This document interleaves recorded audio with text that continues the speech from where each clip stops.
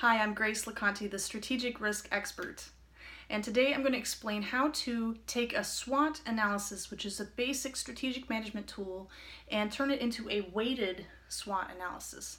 This is the third step you can use to understand the hidden opportunities and risks in your organization and to make decisions based on that, risk intelligent decisions.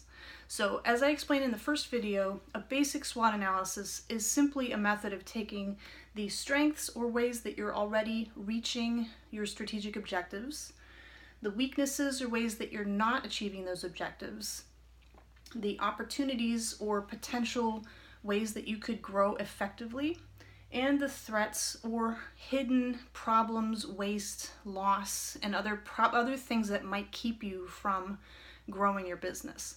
So in the second stage, I already explained the super SWOT, which is where you take the strengths and you match them with both opportunities and then match them with threats. And this gives you a much deeper understanding of ways that you might not have seen before, or of potential biases or blind spots that you may have had. And this helps to kind of get over that barrier that you have as a leader, and to be able to see things as your customers see them, or even as your employees see them.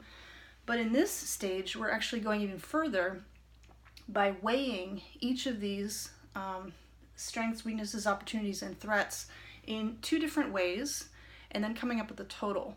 So just as we do in risk management, we can look at things with the impact or the way that there will be some result, and also the probability or the chance that it could happen.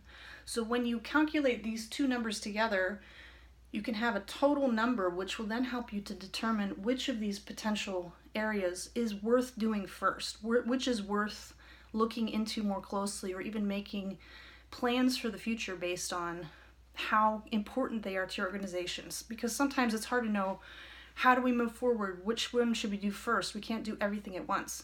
So the first step is to look at each of these strengths that you've come up with and determine the impact that would happen if that strength becomes even, like what kind of effect it could have on your organization, because not all of these strengths are going to have the same kind of effect. So in this example, I've already rated the client relationships, or the degree of commonality that you have with your clients. I've rated that as a 0.1, which is actually pretty high. And service growth, same thing, 0.1.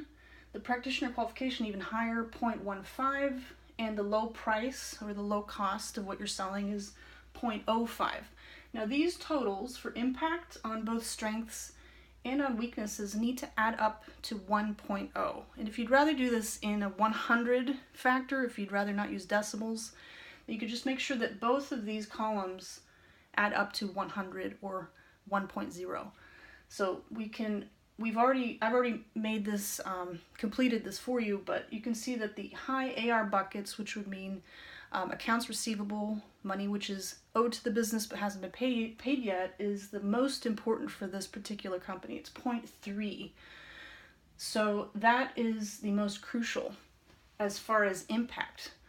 You can calculate this however you want, but at the end of this process, you should have numbers for each of the impact corresponding to how important that factor is for you.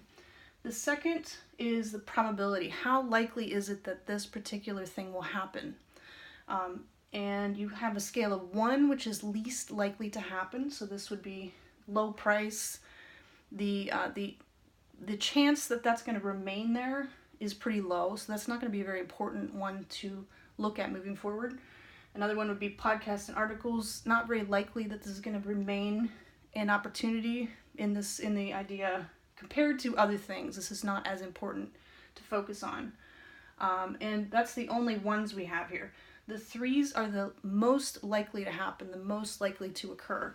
So we have client relationships, the most likely to remain a very important strength, and niche market. This practitioner believes that a niche opportunity would be very, very important.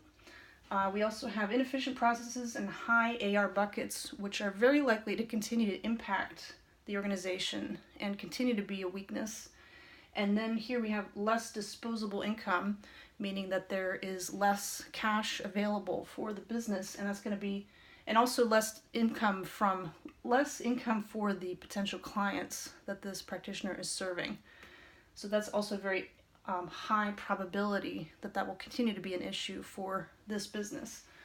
So once we've calculated the 1.0 on the impact for both this column or this row here, and also the impact for opportunities and strengths added together to 1.0, you can multiply the impact by the probability and come up with a total, which doesn't have to add up to anything. The only thing that's important is to make sure the impact total, when you add those numbers, is 1.0.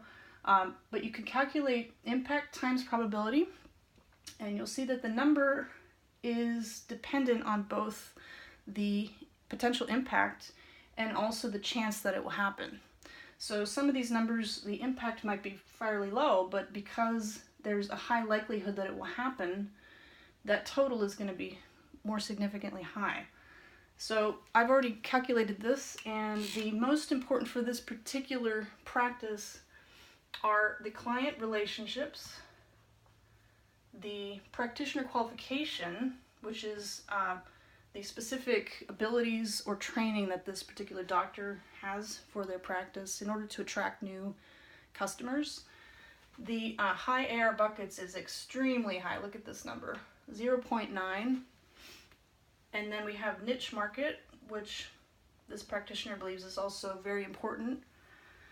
Also, less disposable income from patients or from customers, which means that the market is shifting so that there is not as much money for the ideal patients that they would like to serve to be able to spend on services that they have. That's very high, 0.9. And then the debt load of the business itself, which means that the practitioner is facing a lot of financial pressures, and they need to generate more money to have cash flow in order to pay off their debt. So you can see here that the highest numbers are these 6 right here. So these 6 areas, if we reorder them, which you can see in the graphic on my blog, the link is below, these 6 areas are the most important to focus on, because now we've calculated the impact, which means the effect that these areas will have on the business, and we multiplied that by the chance of it happening. And the total, as you can see here, is going to show us what we need to focus on first and what will have the greatest amount of potential to have a huge impact on the business moving forward, as well as a high chance of it happening in the first place. So I hope this has been helpful to you. If you have ever used the SWOT diagram or any other methods to calculate potential risks, please leave a comment below, and subscribe to the channel for more information like this.